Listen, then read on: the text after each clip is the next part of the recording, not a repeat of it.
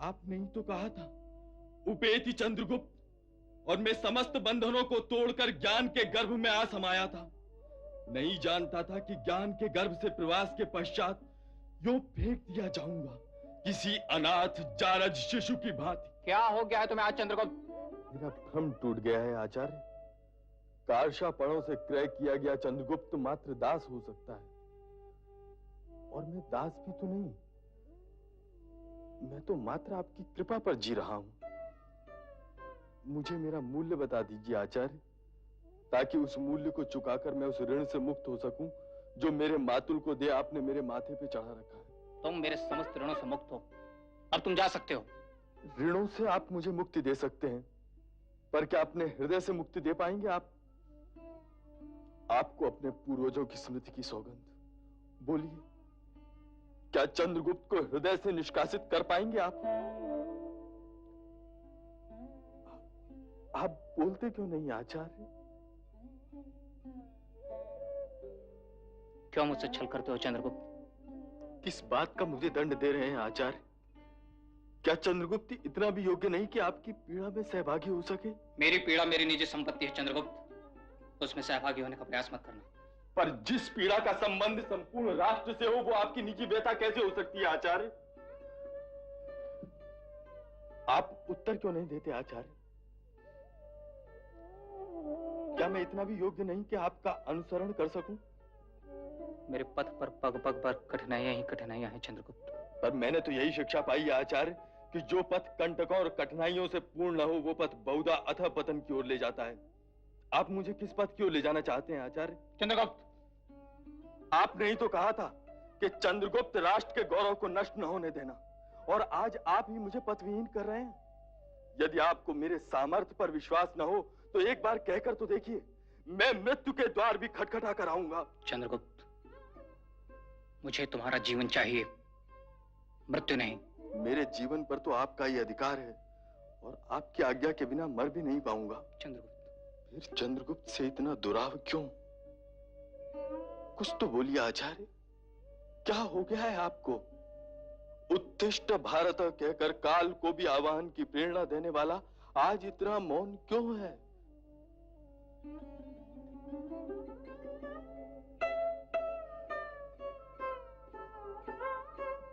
समय सभी रहस्यों को खोल देगा, अतः समय की प्रतीक्षा करो। जाओ, अपने कक्ष में जाओ।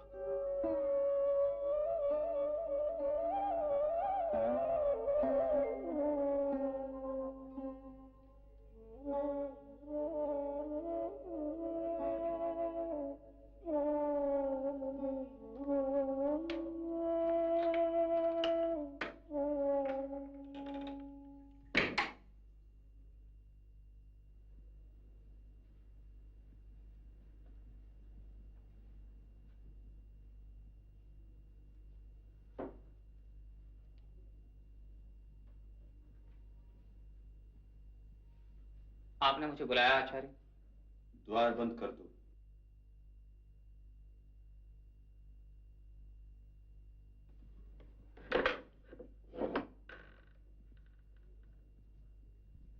कल रात आप कहाँ थे आचार्य विष्णुगुप्त?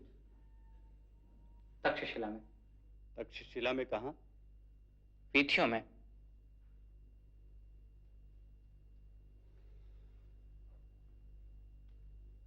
अब यह आंख मिचौली बंद करोगे? बताते क्यों नहीं कि तुम्हें क्या चाहिए? विष्णुगुप्त, तुम्हारे इस मौन का अर्थ नहीं समझ पा रहा हूं मैं। क्या रहस्य है तुम्हारे इस मौन में? कुछ भी तो नहीं। तुम नहीं बताओगे तो मैं नहीं जान पाऊंगा, ऐसा नहीं है विष्णुगुप्त? मैंने भी शास्त्रों का अध्ययन किया है।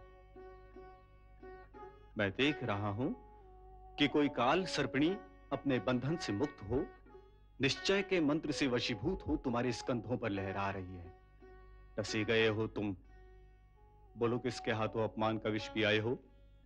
ऐसा कुछ नहीं है आचार्य। मैं तुम पर विश्वास नहीं कर सकता। तुम कुछ कहते क्यों नहीं? क्या कहूं आचार्य? इस राष्ट्र को एकता के सूत्र में बांधने की कल्पना करने वाला इतना भावविहीन क्यों है? यवनों का मार्ग रोकने के अभियान पर जो चारों दिशाओं में दौड़ पड़ा था, आज वो इतना शांत क्यों है? इस राष्ट्र के गौरव की रक्षा का आह्वान करने वाला आज इतना मौन क्यों है? क्या तुम्हारे भीतर धधक रही स्वतंत्रता की आग यवनों की विजय से बुझ गई है, या तुम्हें भी जीवन का मोह रोक रहा है? यदि मेरे इन प्रश्नों का उत्तर नहीं देना चाहते तो केवल इतना बता दो, क्या तुमने भी राष्ट्र की पराजय स्वीकार कर ली है? पराजित जनपद में है, भारत नहीं। पर यवन अभी भी भारत की छाती पर बैठे हैं, उनसे कैसे लड़ोगे? अभी मार्ग निष्कंटक नहीं हुआ है और तुमने अपना अभियान रोक दिया। क्या चाहिए तुम्हें विष्णुगुप्त? हजारों जीवन प्रस्तुत है तुम्हारे साथ चलने के लिए, हजारों युवक है राष्ट्रपथ पे प्राण देने के लिए, फिर तुम निष्क्रिय क्यों हो? क्या चाहिए तुम्हें? कुछ तो कहो, कहो विष्णुगुप्त।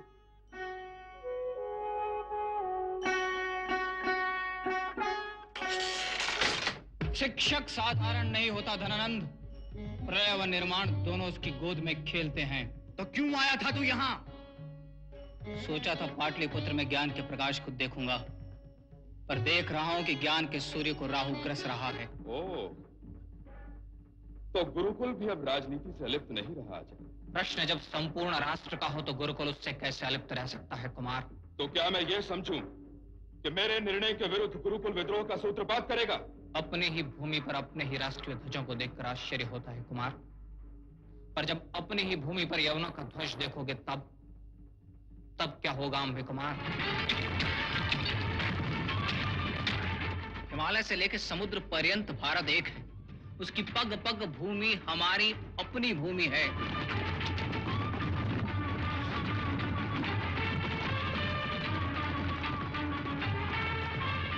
क्या भारत की अजय संस्कृति अविजित रहेगी? क्या आक्रांताओं के समक्ष यह राष्ट्र अपनी संस्कृति, अपनी परंपराओं व अपने जीवन मूल्यों की रक्षा कर पाएगा? या आक्रांताओं के प्रहार से यह राष्ट्र खंड खंड और चूर चूर हो जाएगा? कौन उन्हें समझाएगा कि जनपदों में बटा भारत एक अखंड राष्ट्र है? तुमने भीतर आने का दुस्साहस कैसे किया ब्राह्मण? राष्ट्र पर संकट आया है, इसलिए तक्षशिला का एक शिक्षक आपके पास आया है। बस इसलिए तुमने मेरे प्रतिहारियों व सहचरों को कष्ट दिया? महाराज, भारत की सीमाएं असुरक्षित हैं, मगध ही उनकी सुरक्षा कर सकता है। इसलिए आपसे प्रार्थना करने आया हूं कि मगध भारत की सीमा रक्षा का उत्तरदायित्व ले। सीमा की रक्षा सीमा रक्षक किया करते हैं, सम्राट नहीं। सीमाएं सुरक्षित रही तो सम्राट सुरक्षित रहेंगे महाराज। भिक्षुक! देख रहा हूं कि धरा के बेटों से उनकी धरती छीनी जा रही है और मगध चुप है। कौन करेगा उनके घरों की रक्षा? कौन करेगा उनके हलों की रक्षा? प्रतिहारियों, इस मूर्ख की शिखा पकड़कर इसे बाहर निकाल दो। एक दिवस यही शिखा तेरे कुल की काल सरपड़ी होगी धनानंद। तुम जैसे दुष्टों ने भारत को पदाक्रांत कर रखा है, मैं तुम जैसे दुष्टों को पदाक्रांत करूंगा।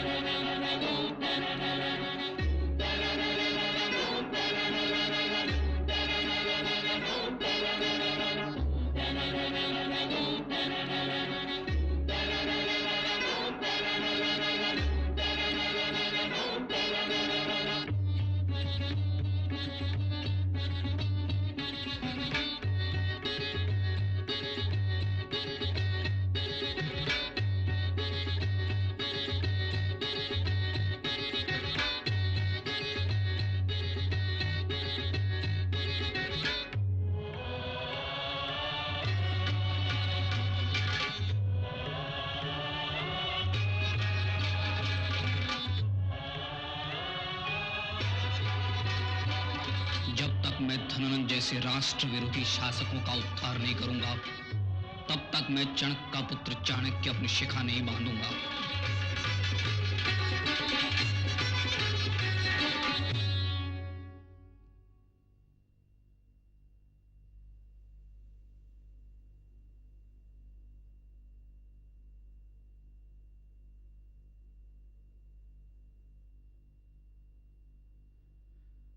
यदि तुम हमें अपराध भाव से ग्रस्त करवा कर ही कुछ बताना चाहते हो तो मैं स्वीकार करता हूं कि अयोध्यागार। उसकी कोई आवश्यकता नहीं है आचार्य। तो फिर तुम्हारा आचरण इतना रहस्यपूर्ण क्यों है? योजना आरंभ करने से पूर्व मैं अपने निकट के व्यक्तियों को भली भांति टटोल लेना चाहता था आचार्य। तो किस निर्णय पे पहुंचे तुम? स्थितियां कठिन अवश्य हैं और वातावरण अनुकूल है। तो प्रतीक्षा किस बात की है? मैं भृत योद्धाओं को अपने पक्ष में देखना चाहता हूँ। किसकी हत्या करवाना चाहती हो तुम? समय आने दीजिए, सब बता दूंगा। इसमें मुझे क्या करना होगा? यदि संभव हो तो भृत योद्धाओं से मिलने की व्यवस्था। ठीक है, अनुज से कह मैं तुम्हारी भेंट भृत योद्धाओं के प्रमुख से करवा दूंगा। और कुछ? समय आने पर कह दूंगा। सावधान रहना, गुरुकुल को तुम्हारी आवश्यकता है। जाओ, छात्र तुम्हारी प्रतीक्षा कर रहे होंगे। एक बात और बताते जाओ विष्णुगुप्त, कब तक यह शिखा बंधन में नहीं आएगी? जब तक मैं अपने राष्ट्र को पुनः गौरवशाली नहीं बनाता, तब तक यह सदैव मुझे मेरे प्रण का स्मरण दिलाती रहेगी।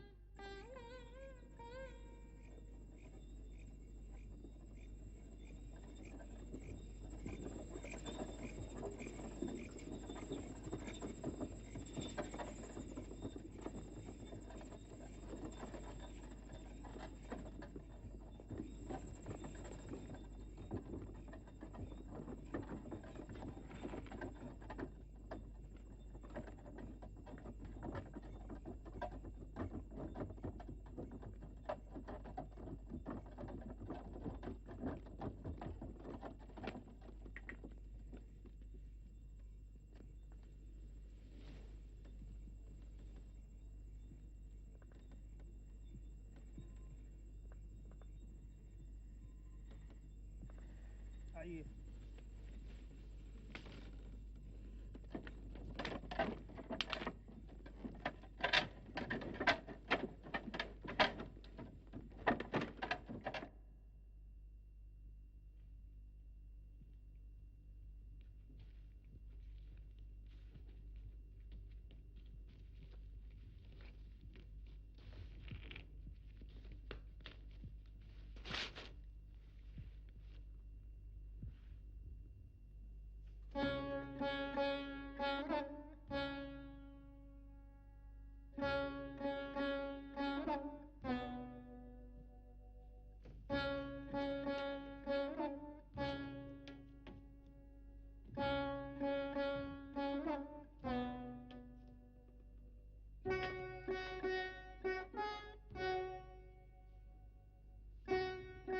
आचार्य,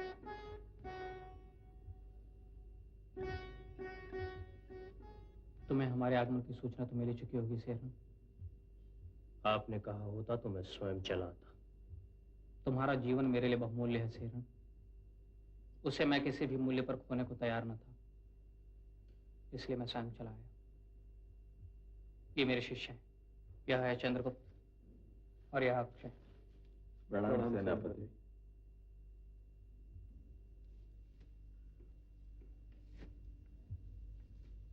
अब मैं सेनापति नहीं हूं। अब तो मैं बस जीविका पाने के लिए लड़ने वाला एक योद्धा मात्र हूं। जीविका के लिए लड़ने वाला हर कोई योद्धा नहीं होता सेरन। तुम तो जन्म से योद्धा हो। मार्ग से भटक जाने का अर्थ ध्येय से भटक जाना तो नहीं होता सेरन। हाँ, ध्येय बदल जाए तो मार्ग भी स्वयं बदल जाते हैं।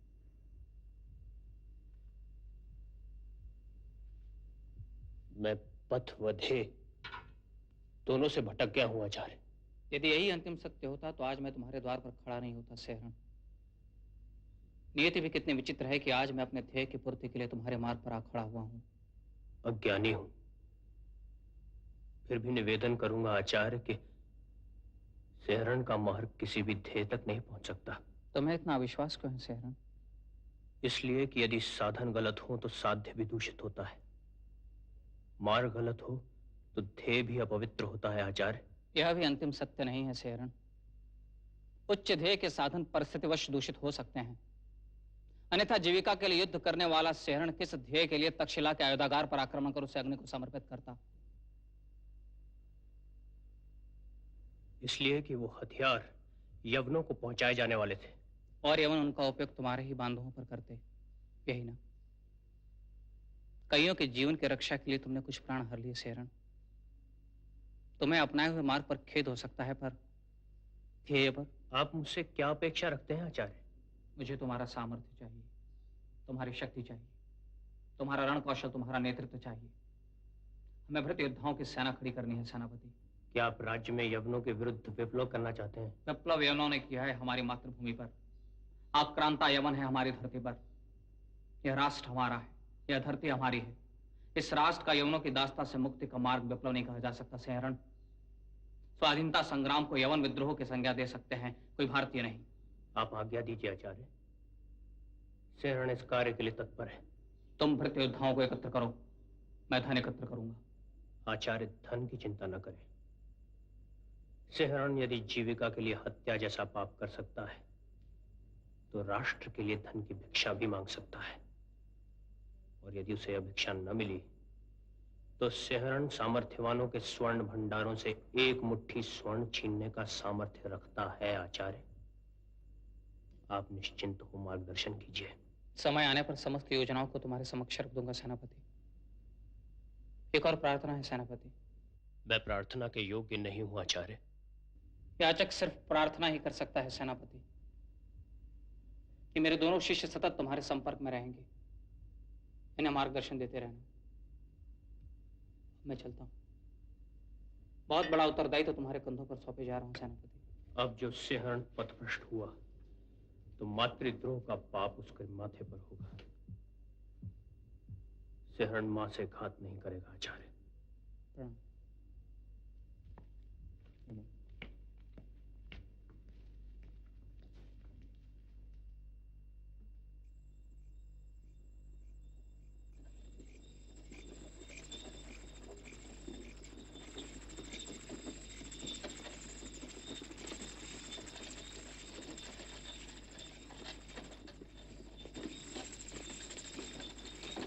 मैं सावधान कर रहा हूं मेरे सामने बैठे भरत पुत्रों को कि जनपदों की सीमा के आधार पर भारतीयों को बांटने का प्रयास मत करना। संस्कृति के सूत्र को संभाल कर रखना जो मानव को मानव से जोड़ता है, क्योंकि देख रहा हूं कि जनपदों की राजनीति मानव को मानव से तोड़ रही है। अतः राजनीति के उस दायित्व का निर्वाह अब संस्कृति को करना होगा। संस्कृति को ही सेतु बनाना होगा, क्योंकि संस्कृति कोई भाषा नहीं है, संस्कृति कोई जाति नहीं है, संस्कृति कोई धर्म नहीं है। मेरे राज्य में कोई मगध, कोई मालव, कोई विच्छी, कोई पांचाल नहीं, कोई कुरु, कोई लिच्छवी नहीं।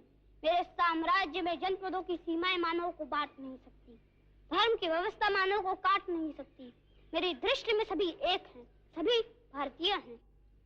क्या मैं इंद्रिय जयी नहीं हूं? बोलो, क्या मैं इंद्रिय जयी नहीं हूं?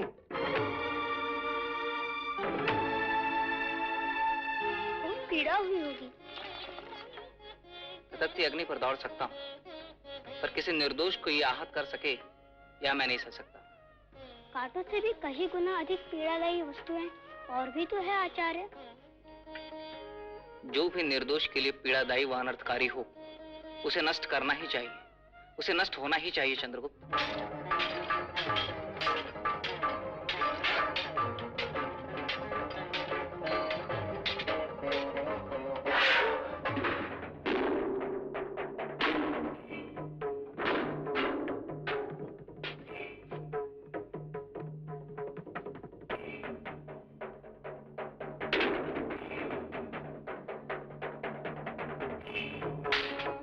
आपने ही तो कहा था कि चंद्रगुप्त राष्ट्र के गौरव को नष्ट न होने देना, और आज आप ही मुझे पदविहीन कर रहे हैं।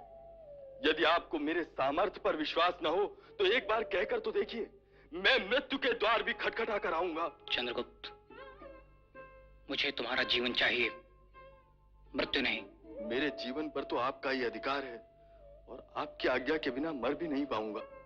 समय सभी रहस्यों को खोल देगा, अतः समय की प्रतीक्षा करो। जाओ, अपने के कक्ष में जाओ।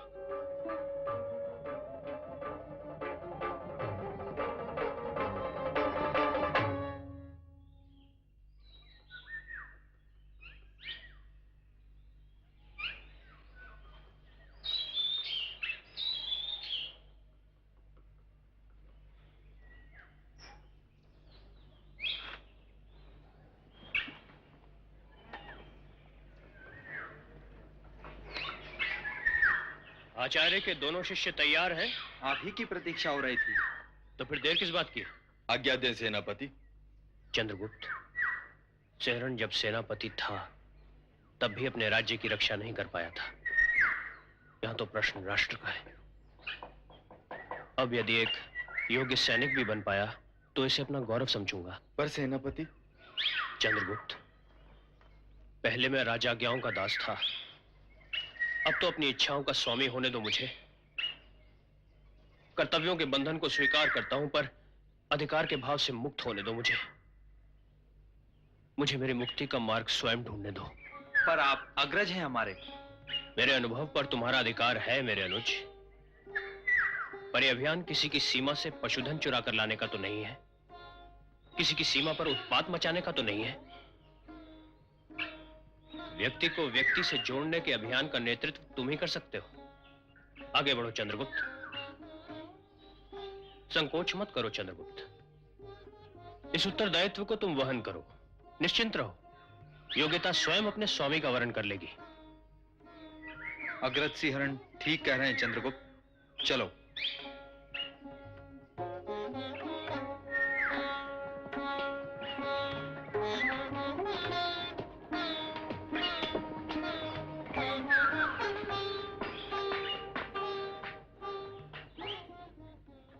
तक्षशिला के द्वार की अर्गला आम भी ने आक्रांताओं के लिए खोल दी और आक्रांताओं का मार्ग कैके भी नहीं रोक पाया। बाइक प्रदेश के गणराज्यों में साहस था, शौर्य था, न था उनमें कुछ तो बात ही एकता। अलक्षेंद्र के पथ पर मस्तक बिछा दिए, पर राष्ट्र की वेदी पर अपने अहंकार को समर्पित नहीं किया। रुचकान व मद्रक के मार्ग व कठों की भूमि रक्त से नहा उठी और खोपड़ियों को अपनी ठोकर में ठुकराता अलक्षेंद्र आगे बढ़ गया। कोई नहीं था जो उसका मार्ग रोकता। धन्य है भारत की वह पग पग भूमि जहां कतिपय ब्राह्मणों ने अलक्षेंद्र का विरोध किया, विद्रोह किया और हंसते हंसते मृत्यु को स्वीकार किया।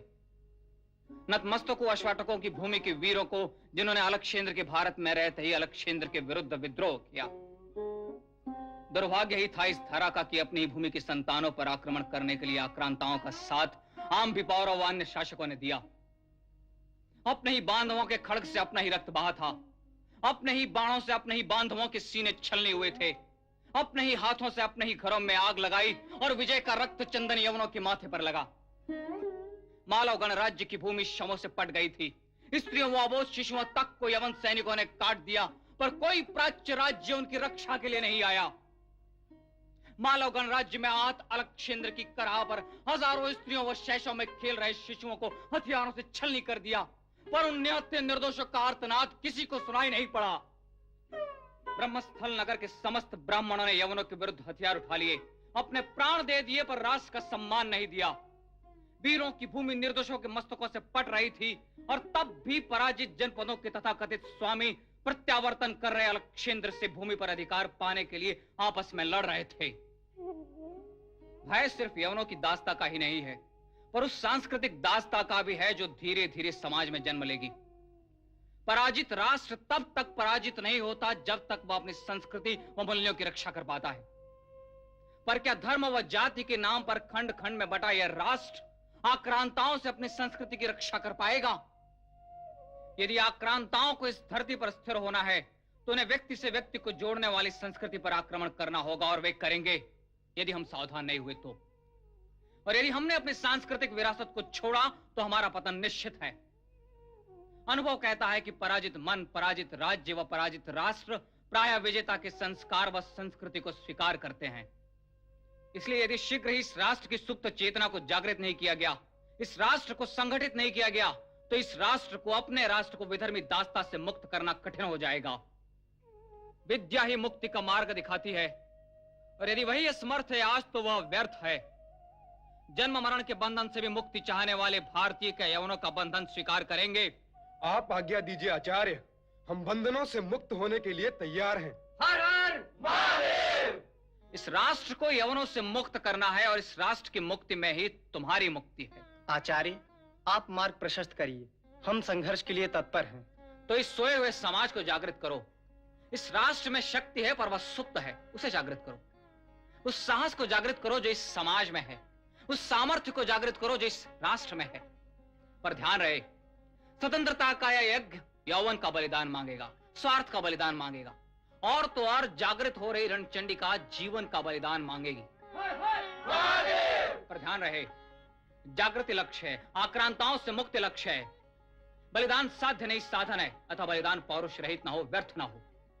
वाहिक प्रदेश के प्रत्येक ग्राम व प्रत्येक नगर में कैकेय, मालव, मद्रक, क्षुद्रक, क्षत्रिय, कठ, वसति, लुचकायन व प्रत्येक गणराज्य में स्वाधीनता संग्राम की अग्नि को प्रज्वलित करना है और इस यज्ञ की अग्नि में आक्रांताओं को समर्पित करना है।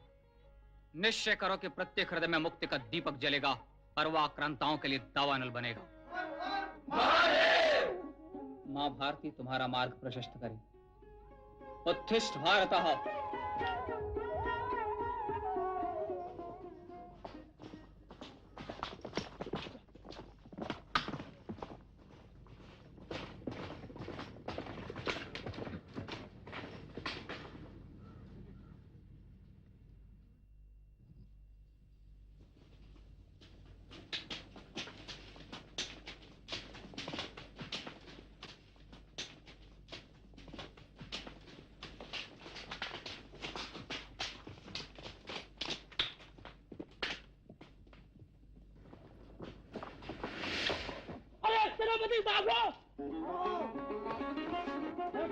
रुको, वो हमारे शत्रु नहीं है। सुनो, सुनो नागरिक, रुको, हम तुम्हारे मित्र हैं।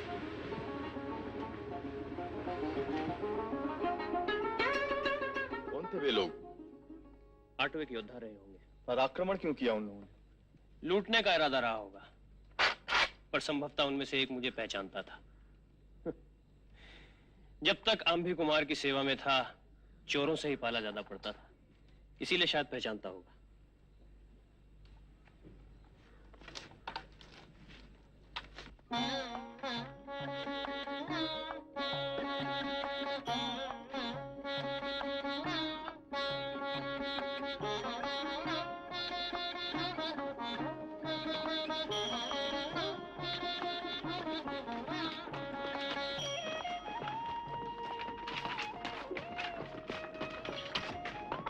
सेनापति? कौन आया है बेटी? सेनापति आए हैं पिताजी।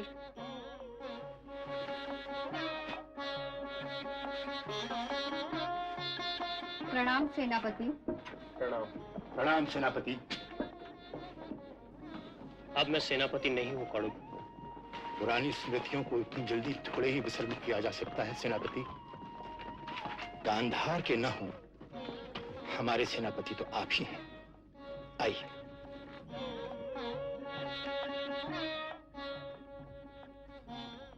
बैठिए।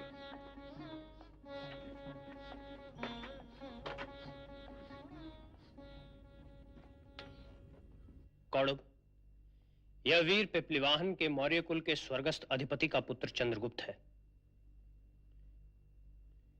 और यह वीर मद्रक गणराज्य के गणमुख्य का पुत्र अक्षय है। चिरंजीवी भवा। और कौड़ब इस ग्राम के भृत्योद्धाओं के प्रमुख हैं। कहो सेनापति, कैसे आना हुआ? हम आपके पास सहायता की अपेक्षा से आए हैं कौड़ब। तो संकोच क्यों कर रहे हो सेनापति? हमें कुछ भृतक योद्धाओं की आवश्यकता है। किसकी हत्या की योजना बना रहे हैं आप सेनापति? उनकी जिन्होंने आपके बांधवों की मस्कावती में छल से निर्दयता पूर्वक हत्या कर दी।